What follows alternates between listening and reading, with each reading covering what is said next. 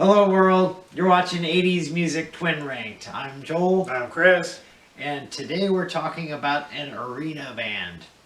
I'm sure it doesn't matter if you've guessed by now because it's in the title, it's Journey. And interestingly, Journey kind of has some ties to today, if in a roundabout way. I'm going to reveal this here. But recently, there's been some shows on TV where they try to pick out good singers from average people off the street. Two of those shows called American Idol, very famous, and in its start, it had a guy named Randy Jackson. He's the one they called people dog, right? Right, yeah. And he played on one of Journey's albums, Raised on Radio. He played the bass. Now, to my knowledge, Steve Perry has never been on the other show, but it's called The Voice. And you know, back in the day, Steve Perry was known as The Voice. Yeah, I actually watched a video where there's a guy who will auto-tune singers. He'll even do that with the instruments to make it sound better. And he goes, "Yeah, I like the nuances are better when you do not have the instruments auto-tuned. It just sounds better." But he tried to do Steve Perry, and he looked at the auto-tune and what he originally did. He's like, "Wow, there's almost no difference. Steve Perry didn't really need to be auto-tuned. Yeah. He was that good." I think I have a 17-year-old son who says everybody today is auto-tuned. Oh, yeah. I don't know if that's true or not. I buy it. Yeah, and granted, there are some that don't need auto-tuned, but even if their voices are really good, the music behind their voices suck. So that's why you can show good songs from various artists, but overall their music is like, everything sounds the same or it's just not that good. But last week when you were giving them hints and I said this band became better when they got a new singer. Steve Perry was that singer. They had 3 albums without him and they really didn't do that well. But now when they did get Steve Perry, they had 3 singles from that album, which was Infinity, right? Yes. But he only was the lead singer on one of them. Well, probably for a transition from the former singer who was still in the band. Yeah. Like, we'll boot you out, but slowly. So, yeah, you had Greg Raleigh as the original vocals, and I'm sure after Infinity came out, people were like, I really like that guy's voice, and they go and buy the first 3 CDs. Steve Perry's not on it, and they feel ripped off. Now, interestingly, we just did ZZ Top last week, and we noted that a lot of their albums up until the 80s were all in Spanish. Well, Journey has a little thing they like to do on their albums, and what is it? They have 1 single word titles. And out of their 14 studio albums, plus 1 live album, they're all one word, they're mostly 1 word titles. They have 3 that are not. Trial by Fire, Raised on Radio. Yeah, Look Into the Future, which was their 2nd album. Correct. Yeah. Now, out of 14 studio albums, unless you research this, guess how many Steve Perry is a singer on? I think he's only on 5 or 6. So 7. 7. Half of them. Okay, 7. And I was actually surprised because there was a 10-year period where nothing happened. Well, I was surprised because I thought Raised on Radio was his last one. I did too. He came back because he went and started his solo career. Yeah. And it's up here. You'll see we have it on 1984. Now he was part of this ranking, right? Did he make it in the top 10? This is the first time that I've actually included a singer who went solo as part of the chart. Because obviously he had an album called Street Talk. And what year was that, dude? 1984. 1984. I have it right here. Okay, yeah. And on his own, we're trying to cover 80s well, it music. says 3 here, and I only remember Foolish Heart and Oh Sherrie. And Strung Out. If you watch the video Strung Out, at the end of it, even though it came afterwards, they show him like talking to the director of the Oh Sherrie video where he was trying to make him into a Shakespeare actor. Okay.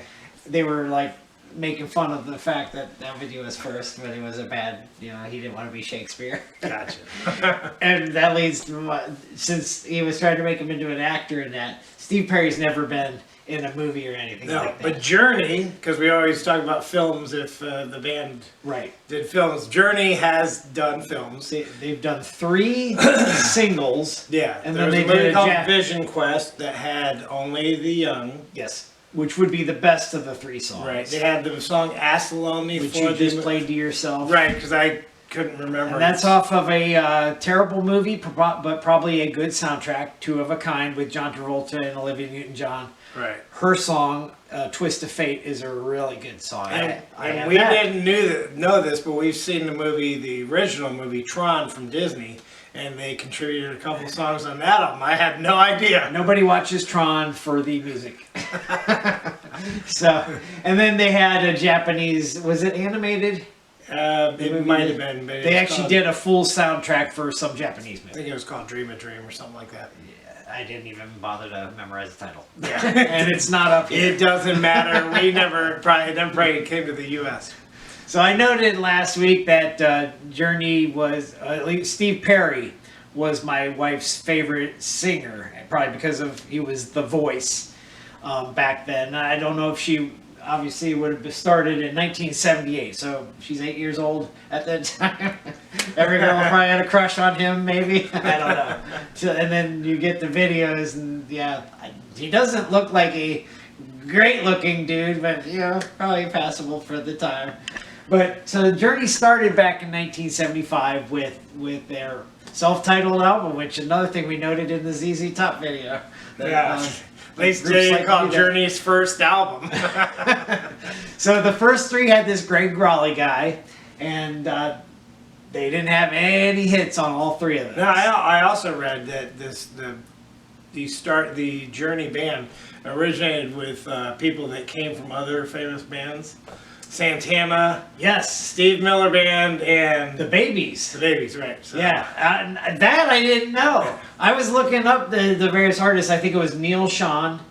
Was it and Jonathan Cain or just Neil Sean? I don't know. Okay, so Neil Sean was with the Babies, and then he was with the Journey. And when they had that break after Raised on Radio, Neil Sean went back to John Waite and in Bad English. Bad English, and the only one I recognized was When I See You Smile. And The Price of Love and Obsession. And that'll be a separate video because we are going to cover John Waite, and the only way to do that is to also include the Babies and Bad English. And luckily, one of Bad English's was a 1989 hit, so I put them all together, and that'll be a future video. Yeah.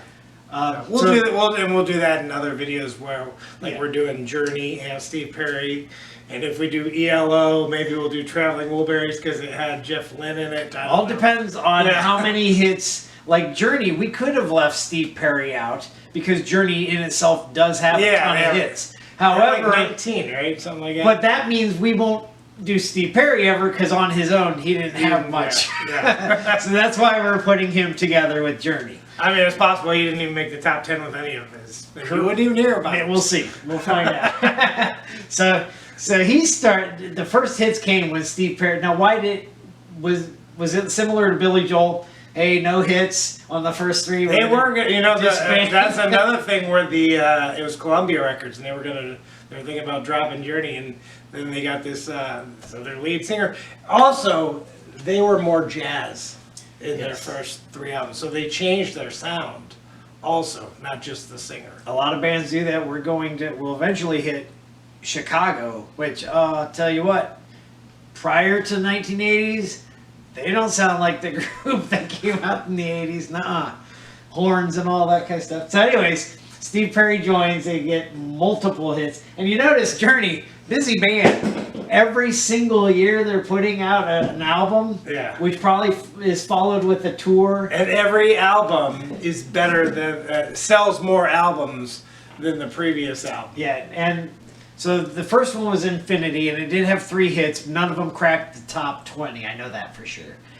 Their first legitimate top 20 hit was Lovin', Touchin', Squeezin'. Right, and that song is amazing because there's a minute and a half. Is it a minute? I was A going to minute and a ask. half of him going na na na na na. What kind of and band he does gets away with it? that? He does that 7 times. 7 So times. it's kind of like the Phil Collins, because Phil Collins was 7 times. He says no more, no more. So he repeats that. And Who was first, Journey or Phil Collins? We'll have to look that up. Well, it would Well, be him, 'cause what it's year from- was? Phil Collins did not start his CDs until the 80s. Right, but what? This album was in 1978, so No, Love Touch and Squeezing was 79, Revolution, but it still came Alright, first. so that was first. It So. still came first. Okay, so Departure had one song, Evolution had one song, then they come to Escape. It's got 5 songs everybody knows. Stone in Love never charted. Right. And then they got 3 hits. Interestingly, Journey, you wouldn't think this about Journey. Def Leppard has a #1 hit. Journey, no #1 hits. Their biggest hit on that album is Open Arms, hit #2. You know what I also noticed about Journeys? With all their hits, only 5 of them are like fast rock. Yes. Every other song is like slow. Now I wouldn't consider them all ballads. No. There's only like 5 that I consider ballads. So the other 10 are like rock, but slower. But you know they've got a lot of music differentiation. Yeah, and a lot of They've got a harmonies. really good keyboard player. Yeah. A really even we noted.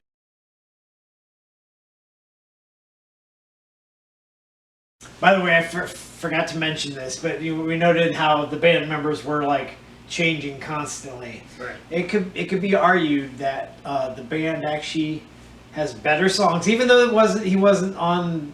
Actually, he was. No, he wasn't.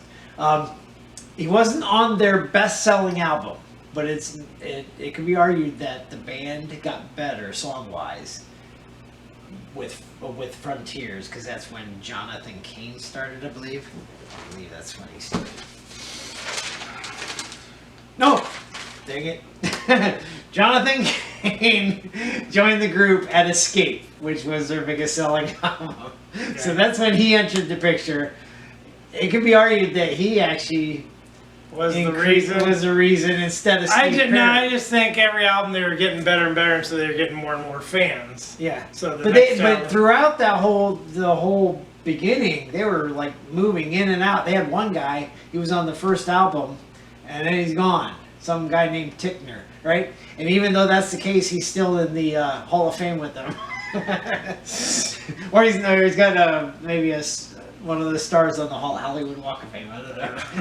It's like John Rutsey with Rush. We'll note that next week. Or the guy who was just before Ringo Starr. He's considered the luckiest man in the world. Can you imagine? I can't remember his name. A lot of people know his name, but I don't remember it.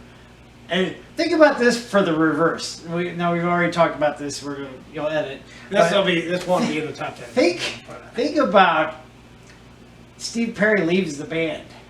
Do you want to be the next person to follow in his place on the next album? I mean, the other people are background instruments, so that happens all the time. Right. You know, we noted Steve Clark died in Def Leppard. Somebody had to replace him. Yeah. But yeah, the voice, you're going to be the next one in line. Same with Van Halen. You know, David Lee Roth moves out. You better get somebody who's already been in the already business. had a lot of good Yeah, but singles. once he left, really you're going to replace 2 iconic people from a band? Or would Fleetwood Mac, when Lindsey Buckingham left, they had to replace him with 2 guitarists. Yeah, if supposing Eddie Van Halen, when they were still making music, had died in that part, did they replace him? I don't know. Can anybody else do what he If they does? were still touring, they'd just replace him with his son Wolfgang, because I hear he's just as good. Yeah. Which makes sense. Yeah, Your dad's the best guitarist in the world. You can't help but be somewhat decent. I suppose. Okay. So Ainsley Dunbar, that's his name. He got fired because he didn't like the new music. You know, he liked the jazz. So then they switched their style and he liked it. So he was like on stage playing with them and doing his own thing, and they fired him for that, really. And again, you don't like the music, but listen, you're actually in the band going to the concerts, and more people are attending. Don't you want to stick to the music that you're drawing the crowds for? I don't understand. They're like, no, all these. There's a long list of people who have left a band under the band. And probably why did I leave? Probably regretted it. It's a short list. Yeah. David Lee Roth made a mistake. Peter Cetera made a mistake. Steve Perry almost made a mistake, but I mean, the Street Talk actually was a pretty decent selling album. Yeah, and he thought about not going back to Journey after that album. In fact, he said it was the most fun he's ever had making an album. He produced it too. Yeah. I think he produced the next Journey album because they said he did a good job in his solo album. So yet Journey has all these changes. First band where they have a ton of changes. Now Billy Joel fired his band that one time. Yeah. But Journey back and forth with different players and moving instruments. They only have 3 albums that had the main lineup.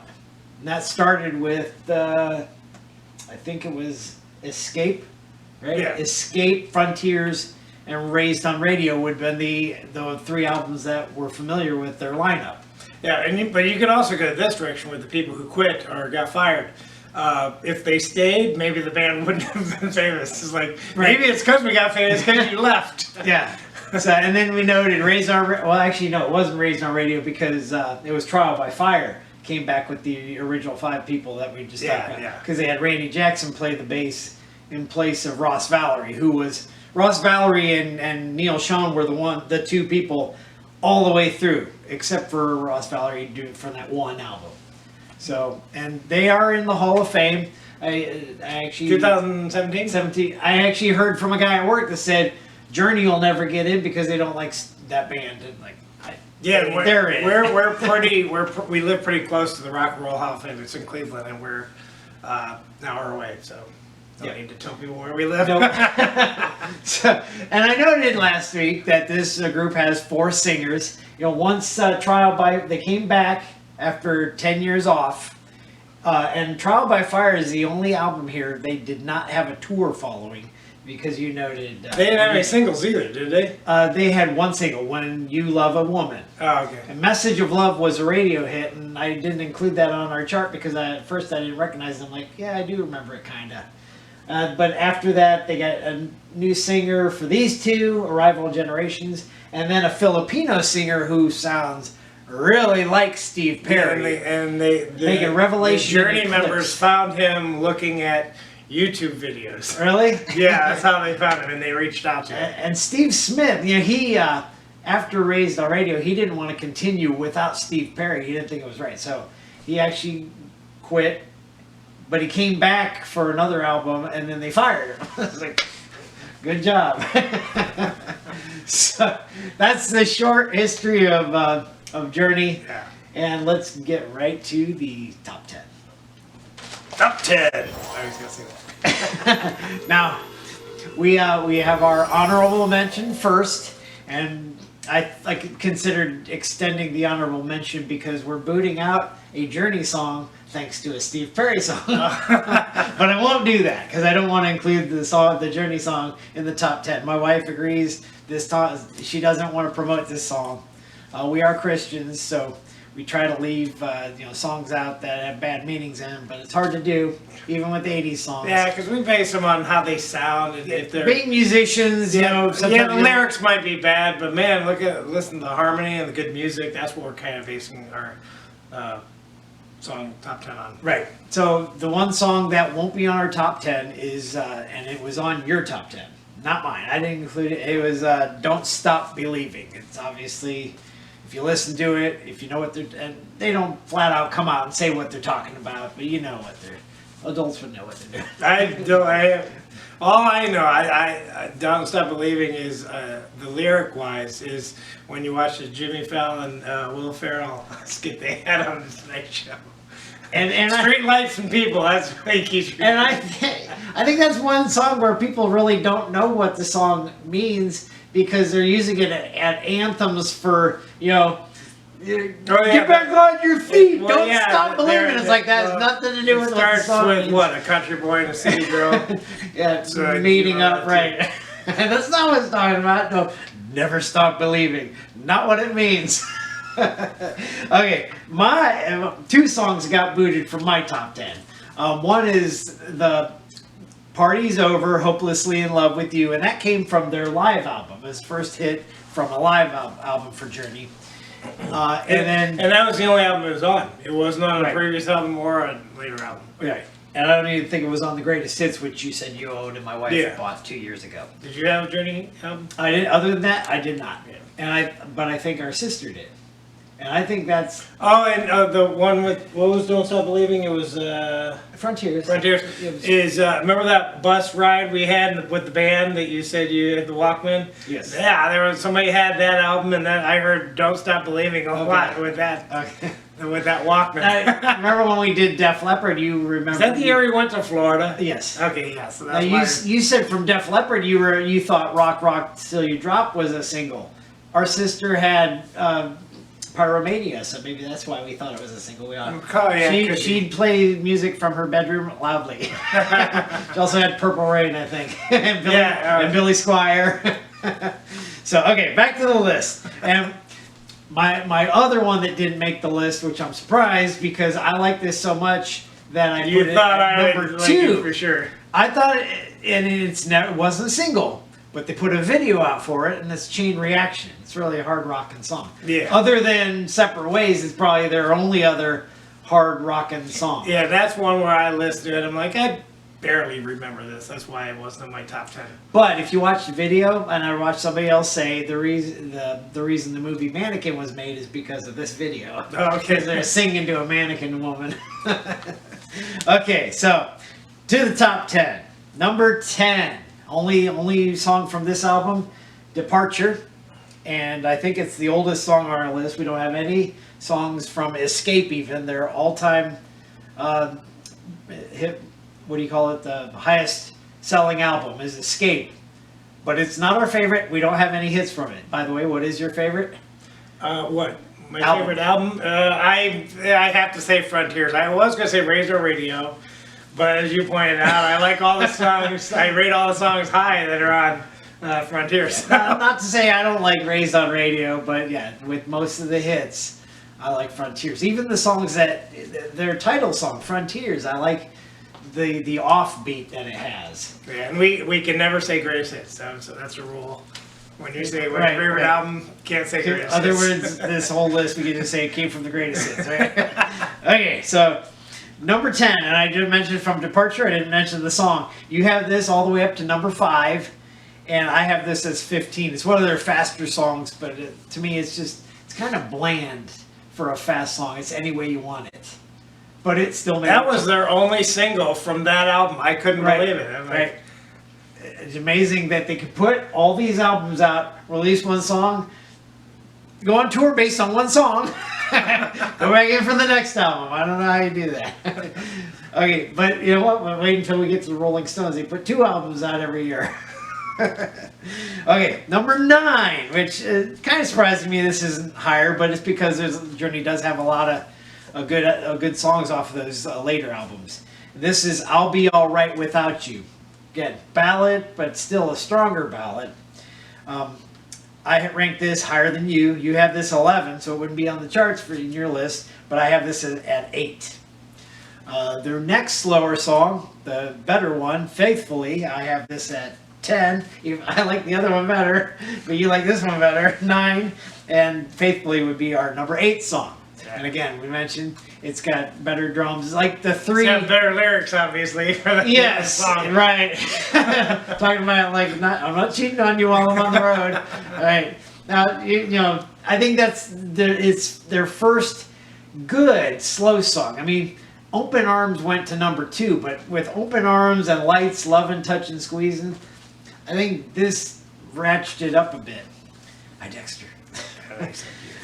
Number 7, another slower song, comes from Frontiers. I rank this as number 6. You rank this as number 10. This is Send Her My Love.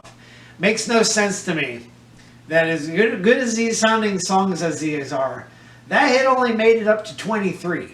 how does that not get hired? And I'm not even sure I want to see what's on the chart around that time to see what was above it. Yeah. Because I'm sure we were like, really? That song's above this? So send her my You love. pick that apart going, why is that number 5? That shouldn't even be on the list. Yep. Number 6, his number 1 song for Journey, and I put this as 12.